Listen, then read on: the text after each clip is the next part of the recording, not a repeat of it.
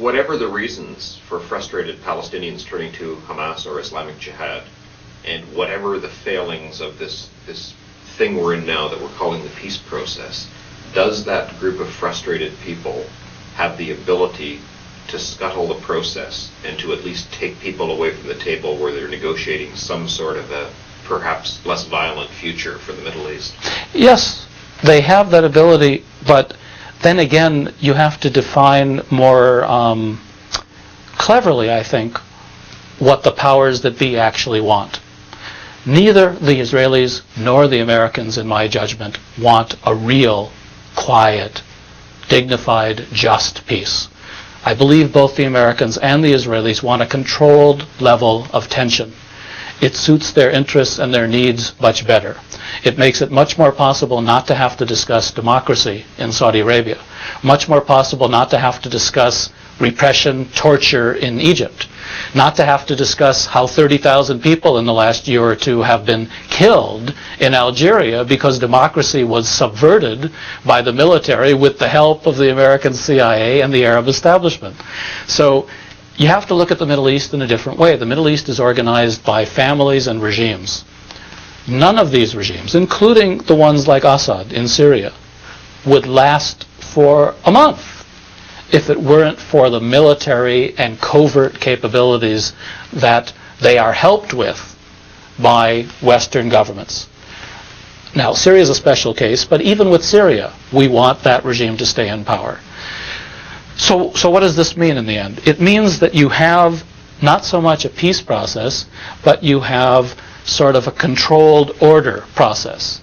You have a situation in which the President of the United States gets up and talks about democracy and human rights and a peaceful Middle East, but all the institutions of the American government perpetuate the system of client regimes, repression, and police states in the Middle East. The American people get confused, and then something like the World Trade Tower gets blown up, and people wonder, how could these people be so animalistic and crazy to do something of this? Well, these are the same people that for decades now have had Western bombers flying over their cities dropping bombs. And if they weren't Western bombers, they were bombers sold to various countries that dropped bombs that were made in Britain or in England. What just happened in Iran, where you had millions of people killed when the Iraqis invaded back in 1980? What just happened to Iraq, which was decimated by American power? And it had little to do with Kuwait. It had mostly to do with America imposing its will on the region against a power that was developing independent means of mass destruction and threatening our major ally, Israel. Look at Egypt today, becoming more and more a repressive police state with terrible human rights abuses. You were making the world's only known connection between Algerian democracy, FIS, and Jerry Falwell. Well, what I was trying to point out was that it's very convenient for the United States, the empire, the hegemonic power, and derivatively for Israel. If there's a controlled level of conflict, certain amount of tension, certain amount of terrorism, certain amount of challenge to American interests, to the regimes in the region, it becomes much more convenient somehow to overlook that Saudi Arabia and Kuwait are police states that don't even have the smallest semblance of any kind of human rights that we understand to be necessary for society, to overlook the repressive police state nature of Egypt, which gets worse and worse by the week, to overlook that 30,000 Algerians have been killed and tortured by a terribly brutal military government that is still going to lose, it appears. And maybe if the Americans thought of it in this way, what if Jerry Falwell, or someone of his kind, actually succeeded in getting a lot of votes and in a 3 or 4 way election was elected President of the United States? And then what if there were a military coup and the military said, we won't allow this man and this party and this group of people to become the political establishment in this country? Well, there'd be terrible rebellion here. It's unthinkable that such a thing could happen in this country. Yet that's what happened in Algeria. These fundamentalists who are so disdained in the American media worked for a generation, built up their support, and were about to be popularly elected to be the government of Algeria. So what happened? The military took over, and who helped the military take over?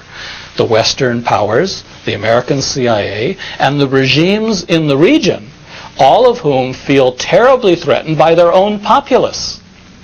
So you've got to factor all of this social and political awareness into the mixture when you use terms like peace process and diplomatic meetings. And let's take the example of September it was, 1993.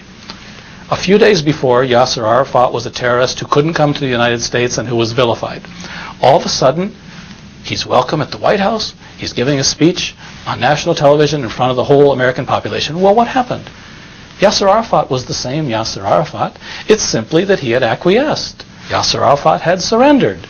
Because he surrendered, he was invited to come, and since it's a modern era, unlike 100 years ago when Geronimo was required to hand over his gun and the soldier vanquished him to get on a train and sent him to Florida with a promise that he'd come back in 2 years, but of course he never came back.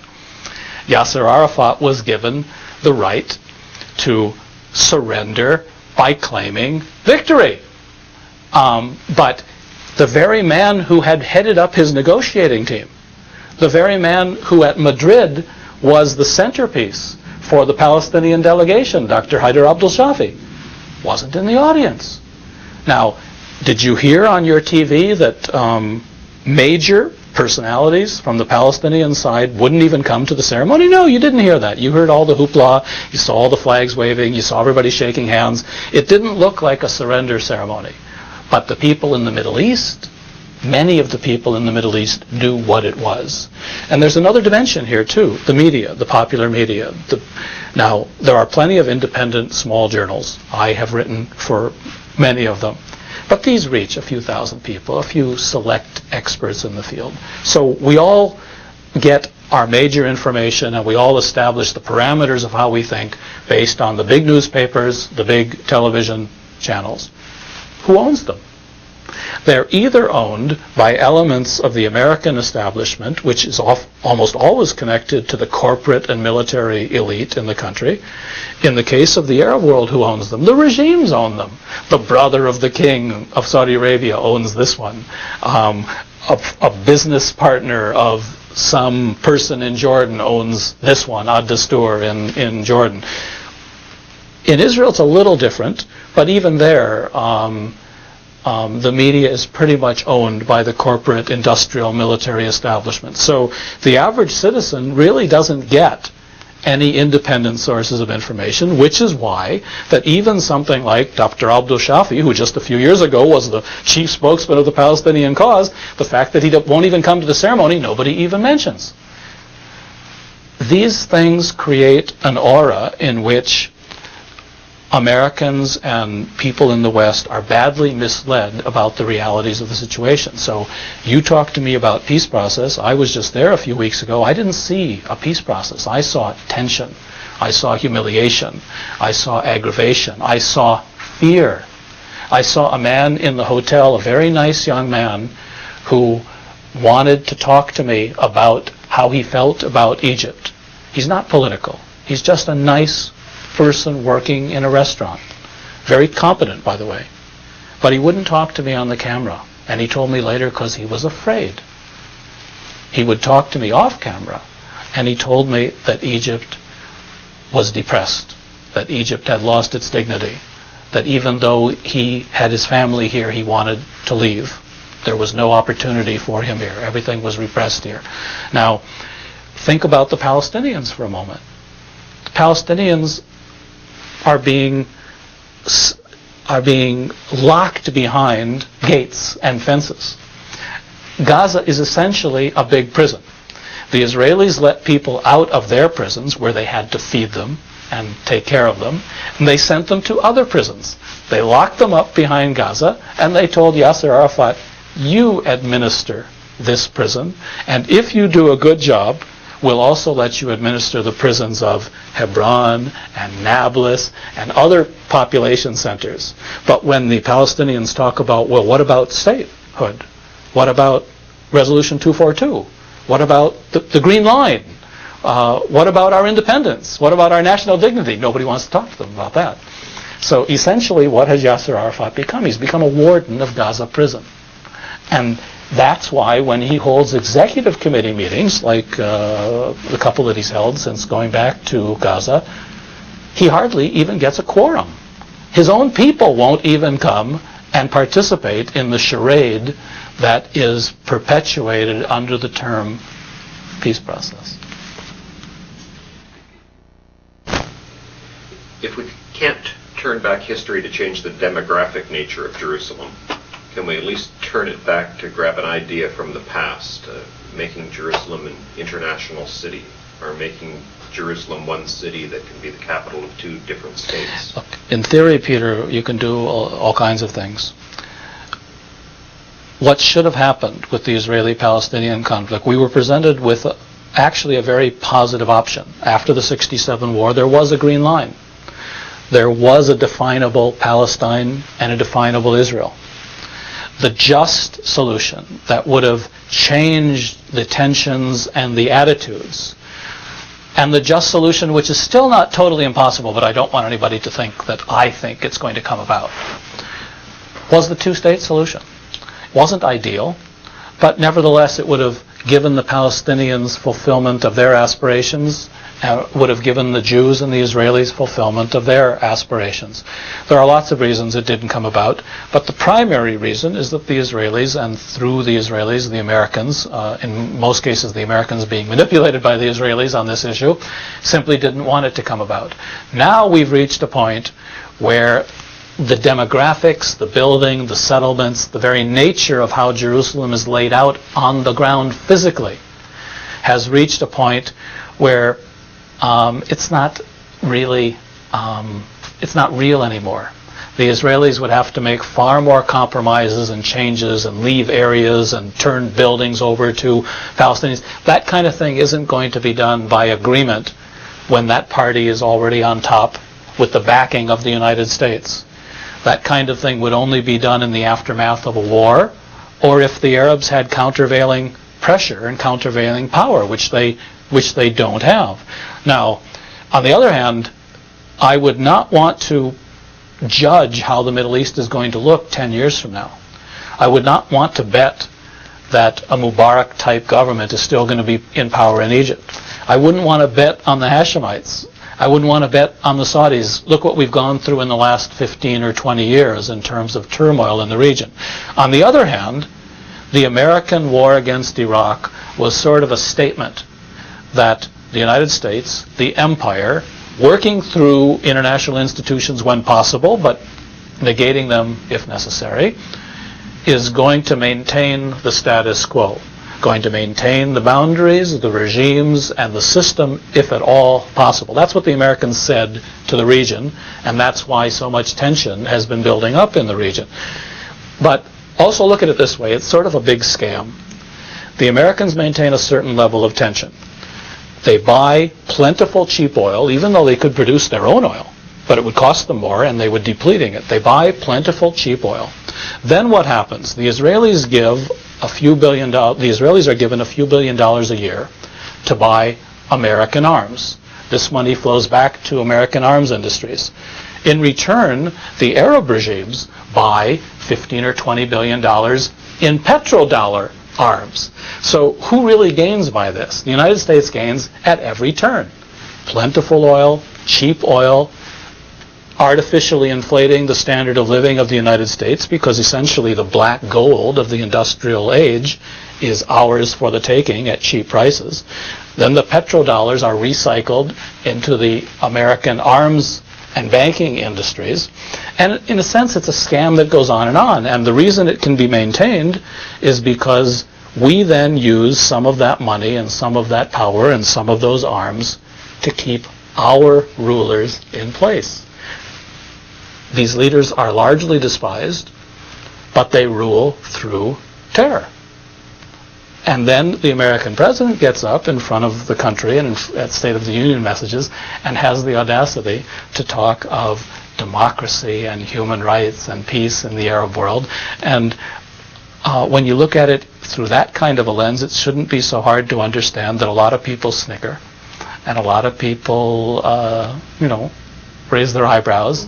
And a lot of other people say, people who don't have options, who don't have jobs, who only have history and dignity and family, a lot of other people say, we're going to fight against this, and we're going to try to impose our values, our religion, our political philosophy, and most importantly, our own indigenous leaders.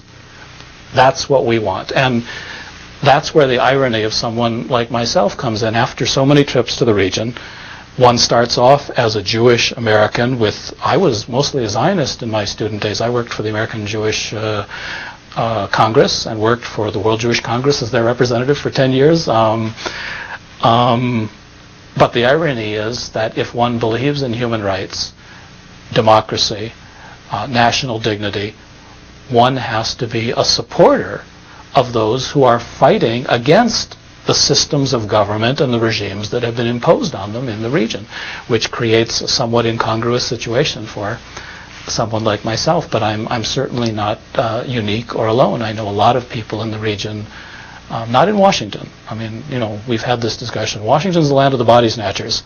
Just about everybody who talks about the Middle East here is doing so always looking over their shoulder to who's funding their institute, who's pulling their strings, who's going to see this film, this documentary, this CD. It's the land of the body snatchers and the land of the anxious. So you'll find very few people in this city that are willing to just sit down, have a free-willing discussion in front of a camera. Much, much better if you put the cameras and the tape recorders away, gain their trust, and have, just a private discussion. But Washington is not really a place of private discussions. Everything here is imagery, hype, media, fighting for time on TV.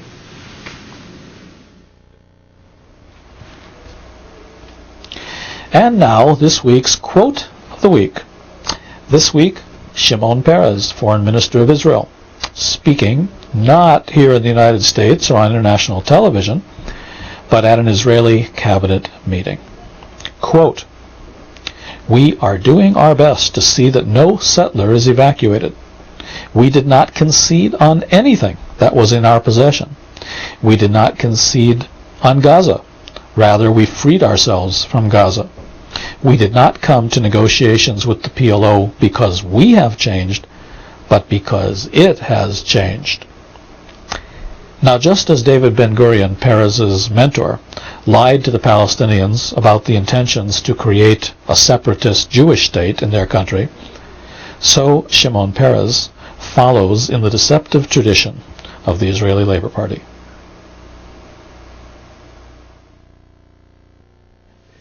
Well, we've heard a lot of these arguments before. We've heard arguments about ulterior motives for the outside world's interest in the Middle East.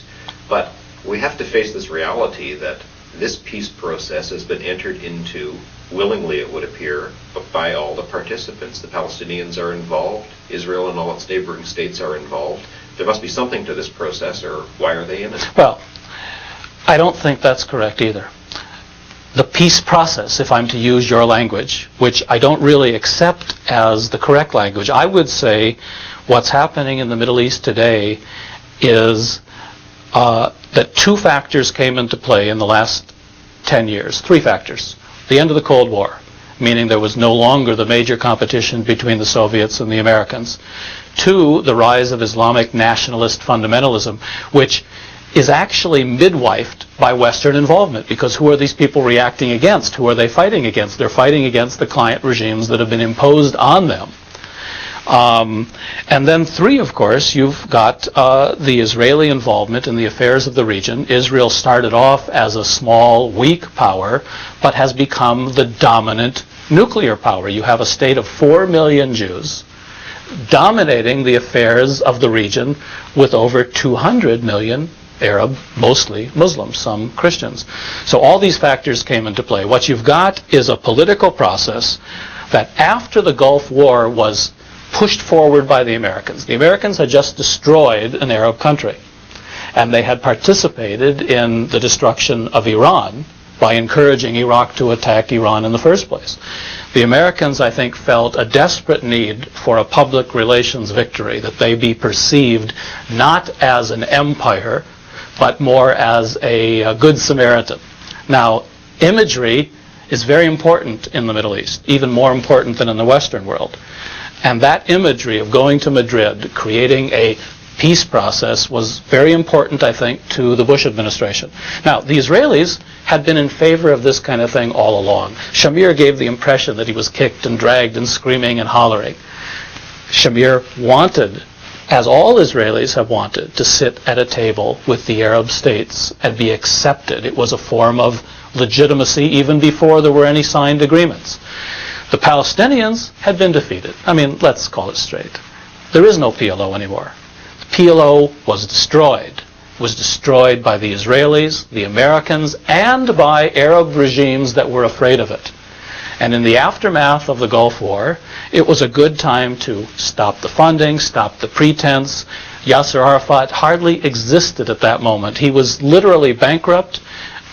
He was a figurehead that had nowhere to go. His choices were either simply abdication and acknowledging his total defeat, or he did what many Arab leaders have done over the years. He allowed himself to become another client regime.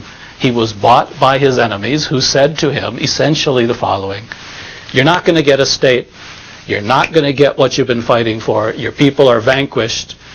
But if you, Yasser Arafat, will go and take charge, because we don't want to take charge. There's this place, Gaza. 1 million Palestinians living in poverty, turning into Hamas terrorists. We've had our fill of it. I've heard the Israelis since the 70s talk about the Gaza First option. And the impression is given that the Israeli Labor Party turned over some big new leaf and all of a sudden decided to recognize the legitimate rights of the Palestinian people. That's all nonsense. The Israeli Labor Party, going back to the 60s with the Alon Plan, had always said that pockets of Palestinian population should be autonomously administered by the Palestinians, preferably in combination with Jordan. They insisted on what they called security rights, the right to settle. Basically, they've taken 72% of the land, most of the water resources. They've encased Jerusalem in an Israeli-Jewish concubine arrangement. So the PLO was gone. This wasn't something that was done willingly. This was more like Geronimo being told to hand over his gun and he won't be shot. And I don't know if you recall that Yasser Arafat actually, it's unbelievable, he actually, at the White House ceremony, wanted to hand over his gun to the President of the United States right there on the podium. That's how bad the whole thing had gotten. Now, of course, the imagery of presenting this is different. You tell the American people in the world, we've achieved a breakthrough. All the parties have come to the negotiating table. Well, who are the parties that have come to the table? The government of Egypt, which is essentially a military government. You redress generals in civilian uniforms, you give them American money and CIA protection, and an unpopular regime continues to rule Egypt. What is the Hashemite regime? Put there by the British, by Winston Churchill, by British funds, by CIA funds, and imposed on Jordan. What is the Saudi regime? The Saud family. What is the Al-Sabah family? There's no semblance of democracy or human rights in any of these places. It's the complete opposite of what Bill Clinton says every time he gets up and speaks about the subject. But the average American hasn't been to these places. The average American has a hard enough time remembering American history and the Civil War and the war against Britain. If you try to explain to the average American that the Palestinian PLO, when it was in existence, that the Hamas of today, that the nationalist revolutionaries in the Arab world see themselves like Paul Revere, see themselves like they are fighting against when the Americans fought against the British, that they don't want taxation without representation. They don't want to be ruled by foreigners. They don't want to have to pay homage to a foreign king. Now, the average American can then begin to, realize that maybe there's a whole side to this, the whole way of looking at this problem in the Middle East, these problems in the Middle East that they haven't been exposed to. And when you start looking at it through these different lenses and in these different ways, you begin to reach very different conclusions. I'm Mark Bruzonsky, your host for this weekly program, Mideast Realities, and thank you for watching. If you too are concerned about the situation in today's Middle East and about U.S. policies toward that crucial region of the world, and if you'd like to meet like-minded persons, why don't you come to one of our weekly social meetings? I'll be there, of course. Just give us a call for details.